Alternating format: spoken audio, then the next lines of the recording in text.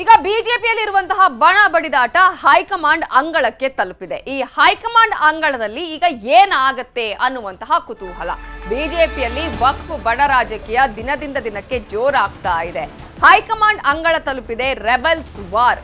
Yatnal team ವಿರುದ್ಧ BY Vijayendra ಕಿಡಿಕಾರ್ತಿದ್ದಾರೆ, ಆಕ್ರೋಶವನ್ನ ವ್ಯಕ್ತಪಡಿಸ್ತಾ ಇದ್ದಾರೆ. ಕಾರಣ ಈಗಾಗಲೇ ವಿಜಯೇಂದ್ರ ಅವರಿಗೂ ಒಂದು ಚೂರು ಕೂಡ ಗೌರವ ಕೊಡ್ತಾ ಇಲ್ಲ ರೆಬೆಲ್ಸ್ ಟೀಮ್. ತಮ್ಮದೇ ದಾರಿ, ಆನೆ ನಡೆದಿದ್ದೇ ಹಾದಿ ಅನ್ನುವ ರೀತಿಯಲ್ಲಿ ಹೋಗ್ತಾ ಇದ್ದಾರೆ. ತಮ್ಮದೇ ಸಭೆಗಳು, ತಮ್ಮದೇ ಹೋರಾಟಗಳು.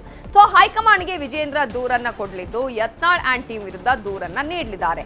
ಪಕ್ಷಕ್ಕೆ ಯತ್ನಾಳ್ ಟೀಮ್ ಡ್ಯಾಮೇಜ್ ಅನ್ನ ಮಾಡ್ತಾ ಇದೆ ಅನ್ನುವಂತಹ ಆರೋಪವನ್ನ ಮಾಡಲಿದ್ದಾರೆ. ಈ ವಿರುದ್ಧ ದೂರನ್ನ ಕೂಡ ನೀಡಲಿದ್ದಾರೆ. ಸೊ ಸೂಕ್ತ ಕ್ರಮವನ್ನ ತೆಗೆದುಕೊಳ್ಬೇಕು ಹೈಕಮಾಂಡ್ ಅಂತ ಹೇಳಿ ವಿಜಯೇಂದ್ರ ಒತ್ತಾಯವನ್ನ ಮಾಡಲಿದ್ದು, ವಕ್ಫ್ ವಿರುದ್ಧ ಒಗ್ಗಟ್ಟಿನ ಹೋರಾಟಕ್ಕೆ ಸೂಚಿಸೋದಿಕ್ಕೂ ಕೂಡ ಹೈಕಮಾಂಡ್ ಬಳಿ ಮನವಿಯನ್ನ ಮಾಡಲಿದ್ದಾರೆ.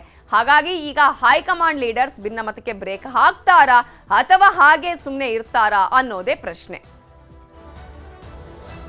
ಇದೇ ವಿಚಾರಕ್ಕೆ ಸಂಬಂಧಪಟ್ಟ ಹಾಗೆ ಇನ್ನಷ್ಟು ಡೀಟೇಲ್ಸ್ ಅನ್ನ ಕೊಡೋದಕ್ಕೆ ನಮ್ಮ ಪೊಲಿಟಿಕಲ್ ಬ್ಯೂರೋ ಹೆಡ್ ಆಗಿರುವಂತಹ ಚಿದಾನಂದ ಪಟೇಲ್ ನೇರ ಸಂಪರ್ಕದಲ್ಲಿ ಜಾಯ್ನ್ ಆಗಿದ್ದಾರೆ. ಚಿದಾನಂದ ಪಟೇಲ್, ಈಗಾಗಲೇ ಬಣ ರಾಜಕೀಯಕ್ಕೆ ಹೈಕಮಾಂಡ್ ಅಂಗಳಕ್ಕೆ ಹೋಗಿರೋದ್ರಿಂದ ಈಗ ಹೈಕಮಾಂಡ್ ಮುಂದಿರುವಂತಹ ದಾರಿ ಏನು, ವಿಜಯೇಂದ್ರ ಅವರ ಮುಂದಿರುವಂತಹ ದಾರಿ ಏನು, ಪ್ರಮುಖವಾಗಿ ಎಷ್ಟು ಹೊತ್ತಿಗೆ ದೂರನ್ನ ನೀಡಲಿದ್ದಾರೆ?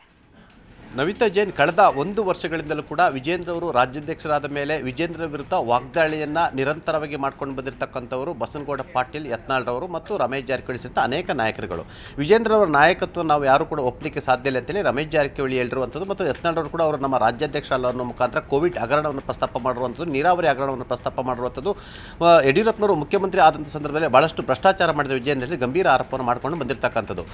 ವಿಜೇಂದ್ರ ಕರೆದಂಥ ಯಾವುದೇ ಸಭೆಗಳಿಗೆ ಕೂಡ ಈವರೆಗೂ ಕೂಡ ಈ ಇಬ್ಬರು ನಾಯಕರುಗಳು ಕೂಡ ಹಾಜರಾಗಿಲ್ಲ. ದಿನೇ ದಿನೇ ಯತ್ನಾಳ್ ಬಣ ಕೂಡ ಸ್ಟ್ರಾಂಗ್ ಆಗ್ತಿರ್ತಕ್ಕಂಥದ್ದು.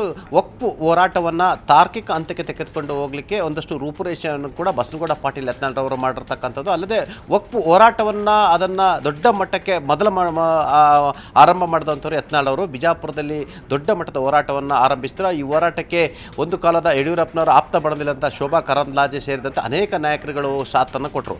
ಇದೀಗ ವಕ್ಫ್ ಹೋರಾಟ ವಿಚಾರ ಸಂಬಂಧಪಟ್ಟ ಕೆಲವೊಂದು ಕಡೆ ಎರಡೂ ಬಣಗಳ ನಡುವೆ ಇದೀಗ ಕಿತ್ತಾಟ ಆರಂಭ ಆಗಿರ್ತಕ್ಕಂಥದ್ದು. ವಿಜೇಂದ್ರ ಬಣಕ್ಕಿಂತಲೂ ಮೊದಲೇ ಯತ್ನಾಳ್ ಬಣದವರು ವಕ್ಫ್ ಹೋರಾಟದ ದಿನಾಂಕವನ್ನು ಘೋಷಣೆ ಮಾಡಿದ್ರು. ಇದೀಗ ನವೆಂಬರ್ 25ರಿಂದ ಬೀದರ್ನ ಬಸವ ಕಲ್ಯಾಣದಿಂದ ರಾಜ್ಯಾದ್ಯಂತ ವಕ್ಫ್ ಜಾಗೃತಿ ಮತ್ತು ಹೋರಾಟವನ್ನು ಹಮ್ಮಿಕೊಂಡಿರ್ತಕ್ಕಂಥದ್ದು. ಇದರ ಬೆನ್ನಲ್ಲೇ ಎಲ್ಲೊಂದು ಕಡೆ ವಿಜೇಂದ್ರ ಅವರು ಕೂಡ 3 ತಂಡಗಳಾಗಿ ಸರ್ಕಾರದ ವಿರುದ್ಧ ಹೋರಾಟಕ್ಕೆ ಕರೆಯನ್ನು ಕೊಟ್ಟಿರ್ತಕ್ಕಂಥದ್ದು. ನವೆಂಬರ್ 25ರಿಂದ ಕೋಲಾರದ ಕುರುಡುಮಲೆ ದೇವಸ್ಥಾನದ ಮುಖಾಂತರ ಹೋರಾಟವನ್ನು ಹಮ್ಮಿಕೊಂಡಿರ್ತಕ್ಕಂಥದ್ದು. ಜೊತೆಗೆ ಎಲ್ಲೊಂದು ಕಡೆ ಕರ್ನಾಟಕ ರಾಜ್ಯದಲ್ಲಿ ಬಿಜೆಪಿ 2 ಬಣಗಳಿರ್ತಕ್ಕಂಥದ್ದು. ಬಿಜೆಪಿಯ ಸಂಘಟನಾತ್ಮಕ ಹೊರತ ಬಿದ್ದಿರ್ತಕ್ಕಂಥ ಒಬ್ಬ ರಾಜ್ಯಾಧ್ಯಕ್ಷರು ನಮ್ಮ ಅಧ್ಯಕ್ಷ ಅಲ್ಲ ಅನ್ನೋ ಮುಖಾಂತರ ಎಲ್ಲೊಂದು ಕಡೆ ಬಿಜೆಪಿ ಅತ್ಯಂತ ಶಿಸ್ತಿನ ಪಕ್ಷ ಅಂತೇಳಿ ಹೇಳ್ತಕ್ಕಂಥ ಬಿಜೆಪಿ ಒಳಗಡೆ ಅಶಿಸ್ತು ಎದ್ದು ಕಾಣ್ತಿರ್ತಕ್ಕಂಥ ಇದು BY ವಿಜೇಂದ್ರ ಅವರಿಗೆ ನುಂಗಲಾರದ ಬಿಸಿ ತುಪ್ಪವಾಗಿ ಪರಿಣಿಸಿರ್ತಕ್ಕಂಥದ್ದು. ಮತ್ತು ವಿಜೇಂದ್ರ ಮತ್ತು ಯತ್ನಾಳ್ ಯತ್ನಾಳ್ ಬಣದಲ್ಲಿ ನಡುವಿರ್ತಕ್ಕಂಥ ಬಿರುಕುಗಳನ್ನು ಸರಿಪಡಿಸಲು ಸಂಘ ಪರಿವಾರ ಎಂಟ್ರಿಯಾಗಿ ಸಭೆಯನ್ನು ನಡೆಸಿದ್ದು ಕೂಡ ಪ್ರಯೋಜನ ಆಗಿಲ್ಲ. ಹಾಗಾಗಿ ಅಂತಿಮವಾಗಿ ವಕ್ಫ್ ಹೋರಾಟ ವಿಚಾರದಲ್ಲಿ ಎದುರಿರ್ತಕ್ಕಂಥ ಬಿರುಕು, ಗೊಂದಲಗಳು, ಭಿನ್ನಮತ, ಭಿನ್ನಾಭಿಪ್ರಾಯಗಳಿಗೆ ಸಂಬಂಧಪಟ್ಟ ಹಾಗೆ ಯತ್ನಾಳ್ ಮತ್ತು ಅವರ ಜೊತೆ ಇರ್ತಕ್ಕಂಥ ಗುಂಪಿಗೆ ಖಡಕ್ಕಾಗಿ ವಾರ್ನಿಂಗ್ ಮಾಡಬೇಕು ಮತ್ತು ಅವರಿಗೆ ಖಡಕ್ಕಾದ ಸಂದೇಶವನ್ನು ಕೊಡಬೇಕು. ರಾಜ್ಯ ಬಿಜೆಪಿ ಕೈಗೊಂಡಿರ್ತಕ್ಕಂಥ ವಕ್ಫ್ ಹೋರಾಟಕ್ಕೆ ಕೈ ಜೋಡಿಸಬೇಕಂತೇಳಿ ಸೂಚನೆ ಕೊಡಿ ಅಂತೇಳಿ ಇವತ್ತು BY ವಿಜೇಂದ್ರ ಅವರು ಬಿಜೆಪಿಯ ರಾಷ್ಟ್ರೀಯ ಅಧ್ಯಕ್ಷ JP ನಡ್ಡಾ ಸೇರಿದಂತೆ ಕೇಂದ್ರ ಗೃಹ ಮತ್ತು ಸಹಕಾರ ಮಂತ್ರಿ ಆಗಿರ್ತಕ್ಕಂಥ ಅಮಿತ್ ಶಾ ಸೇರಿದಂತೆ ಅನೇಕ ನಾಯಕರುಗಳನ್ನ ಭೇಟಿಯಾಗಲಿದ್ದಾರೆ. ಕರ್ನಾಟಕದಲ್ಲಿ ಎದ್ದಿರ್ತಕ್ಕಂಥ ವಿಜೇಂದ್ರ ವರ್ಸಸ್ ಯತ್ನಾಳ್ ಬಣ, ಈ 2 ಬಣಗಳ ವಿಚಾರ ಸಂಬಂಧಪಟ್ಟಾಗೆ ಯತ್ನಾಳ್ರವರಿಗೆ ಇಲ್ಲ ಶಿಸ್ತುಗೆ ಸಂಬಂಧಪಟ್ಟಾಗೆ ಅವರಿಗೆ ನೋಟಿಸನ್ನು ಕೊಡಿ, ಇಲ್ಲ ಕರೆದು ಬುದ್ಧಿವಾದವಾದರೂ ಹೇಳಿ, ಅಥವಾ ಇಬ್ಬರನ್ನು ಒಂದುಗೂಡಿಸಿ ಅನ್ನೋ ರೀತಿಯಲ್ಲಿ ಮನವಿಯನ್ನು ಮಾಡ್ಕೊಳ್ಳಿಕ್ಕೆ ಹೋಗಿರ್ತಕ್ಕಂಥದ್ದು. ಯಾಕಂತ ಹೇಳಿದ್ರೆ ಕಳೆದ 1 ವರ್ಷದಿಂದ ಕೂಡ ವಿಜೇಂದ್ರ ವಿರುದ್ಧ ವಾಗ್ದಾಳಿ ನಡೆಸ್ತಿರ್ತಕ್ಕಂಥ ಯತ್ನಾಳ್ ವಿರುದ್ಧ ಭಾರತೀಯ ಜನತಾ ಪಕ್ಷದ ಹೈಕಮಾಂಡ್ ನಾಯಕರು ಇದುವರೆಗೂ ಕೂಡ ಯಾವುದೇ ಕ್ರಮ ಕೈಗೊಳ್ಳದೇ ಇರುವಂಥದ್ದು ಎಲ್ಲ ನೋಡಿದರೆ ಹೈಕಮಾಂಡ್ ಒಳಗೆ ಕೂಡ ಯತ್ನಾಳ್ ಪರವಾಗಿರ್ತಕ್ಕಂಥ ನಾಯಕರುಗಳಿದ್ದಾರೆ ಎಂಬ ಅನುಮಾನ ಕೂಡ ವ್ಯಕ್ತವಾಗಿರ್ತಕ್ಕಂಥದ್ದು. ಹಾಗಾಗಿ ವಿಜೇಂದ್ರ ಅವರಿಗೆ ಯತ್ನಾಳ್ ಬಣ ನುಂಗಲಾರದ ಬಿಸಿ ತುಪ್ಪವಾಗಿ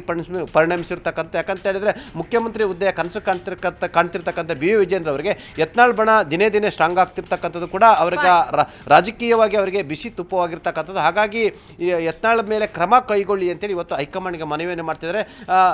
ಹೈಕಮಾಂಡ್ ವಿಜೇಂದ್ರ ಅವರ ಮನವಿಯನ್ನು ಪುರಸ್ಕರಿಸ್ತಾ ಅಥವಾ ಯತ್ನಾಳ್ ಅವರಿಗೆ ಪರೋಕ್ಷವಾಗಿ ಬೆಂಬಲ ಕೊಡ್ತಾ ಅನ್ನೋದು ಕೂಡ ಸದ್ಯದ ಕುತೂಹಲ ಅಂತ ಹೇಳಿದ್ರೆ ತಪ್ಪಾಗಲಾರದು. Navitha Jain, thank you Chidananda Patel ಡೀಟೇಲ್ಸ್ಗೆ.